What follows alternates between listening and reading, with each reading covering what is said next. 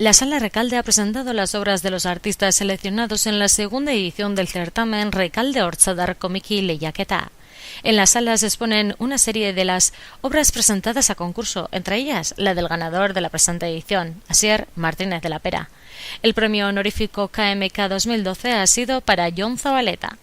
En su intervención, la diputada foral de Cultura Miren Josune Aristondo ha señalado que el objetivo de este concurso, convocado de forma conjunta por Bizkaikoa y el diario Deia, es el de vincular la creatividad, el arte y el euskera.